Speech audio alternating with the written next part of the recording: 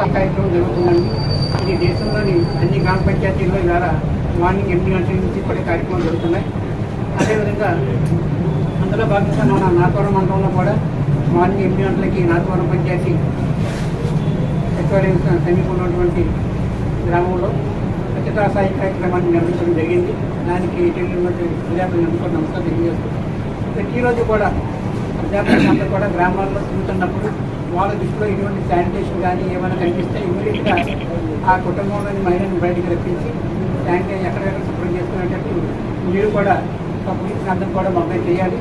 అలాగే అధికారులు కూడా వాళ్ళ డిపార్ట్మెంట్ పని కానీ వెళ్తున్నప్పుడు కూడా ఏమైనా శానిటేషన్ విషయాలు కానీ చెత్త కానీ కనిపిస్తే ఆ కుటుంబానికి మనం తెలియజేసి శుభ్రంగా ఎప్పటికప్పుడు పరిశుభ్రంగా ఉండేటట్టు మీరందరూ కూడా మీ డిపార్ట్మెంట్ పని చేసుకుంటూ ఈ పని కూడా చేయాలని నిన్న సీఎం గారు అలాగే మోడీ గారు కూడా రాత్రి మాట్లాడడం. కాబట్టి నారీ సశక్త పరివార్ అభియాన్ అంటే ఇది హిందీ పదం. యాక్చువల్లీ దీని ఎక్స్ప్లెనేషన్ ఏంటంటే స్వస్థ నారీ అంటే స్వస్థ ఆరోగ్యకరమైనటువంటి నారీ అంటే స్త్రీలు, సశక్త అంటే బలమైన పరివారం అంటాం కదా. పరివారం అంటే కుటుంబం. ఒక ఆరోగ్యకరమైన స్త్రీల వల్ల బలమైన కుటుంబం ఏర్పడుతుంది అనేది ఈ ప్రోగ్రామ్ యొక్క ముఖ్య ఉద్దేశం. దీనికి మనం చేసేది ఏంటంటే మన మెడికల్ డిపార్ట్మెంట్ నుంచి టీనేజ్ ఆడపిల్లల దగ్గర నుంచి ఉన్న ఏజ్ గ్రూప్ అందరినీ మనం ఒక్కొక్క ఏజ్ గ్రూప్లో ఉండేటువంటి హెల్త్ ప్రాబ్లమ్స్ అన్నిటినీ అడ్రస్ చేస్తూ వాళ్ళకి ఏమైనా ప్రాబ్లమ్స్ ఉంటే దాన్ని ఫర్దర్ కేర్కి మనం రిఫరల్ కూడా చేసే పరిస్థితి కోసం ఈ ప్రోగ్రాం స్టార్ట్ చేయడం జరిగింది. అందులో వివాహితం అయినటువంటి స్త్రీల్లో గర్భం ధరించినాక ఆ ప్రెగ్నెన్సీ టైంలో వచ్చే కాంప్లికేషన్స్, అక్కడ జరిగే నార్మల్ టెస్ట్స్ కూడా మనం చేస్తూ ఉంటాం. దాంతోపాటు ప్రెగ్నెన్సీ రిలేటెడ్ ఇష్యూస్ కూడా మనం అడ్రస్ చేస్తాం. 55+ ఇయర్స్ లేదా 50 ఇయర్స్ అంటే ఈ నెలసరి ఆగిపోయిన స్త్రీలు, వీళ్ళలో ఎక్కువగా ఈ గర్భాశయానికి సంబంధించిన ప్రాబ్లమ్స్ వస్తూ ఉంటాయి. ఫైబ్రాయిడ్స్ అవనివ్వండి, లేదా వాళ్ళు జనరల్గా వేరే విధంగా చెప్పుకోలేదు. అట్లాంటివి కూడా అడ్రస్ చేసే పరిస్థితి కోసమే ఈ స్వస్థ నారీ సశక్త పరివార్ అభియాన్ అనే ప్రోగ్రామ్ని ఏర్పాటు చేశారు.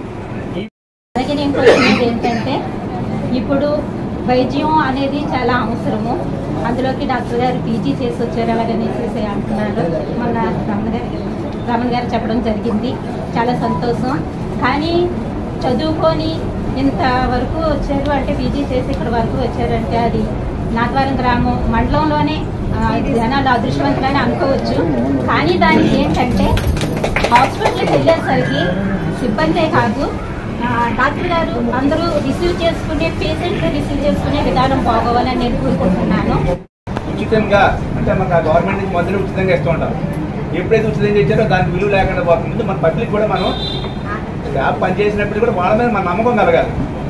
ఈ మందు పనికొస్తుంది. ఇక్కడ వార్తలు చూస్తున్నాను, ఆర్ఎంపీ డాక్టర్లు 500 చదువుకున్నటువంటి వాళ్ళు ఆ ఇంజక్షన్ పడుతుంది. నేను కూడా చేంజ్ చేసుకుంటానండి. 50 రూపాయలు ఇచ్చుకొని మీరైతే 500 రూపాయలు ఫ్రీగా చేయించుకోవట్లేదు. ముందు మన పబ్లిక్ మనకు ముందు ఉండాలి. గవర్నమెంట్ ఉద్యోగం డాక్టర్ ఎంబీబీఎస్ డాక్టర్ సీట్ ఎలా వస్తుందండి, ఉన్నట్టుగా వస్తుంది. లేదా పిల్లలు కొనాలంటే 1000 రూపాయలు డబ్బున్నవాడు 1 కోటి కొన్నాడు.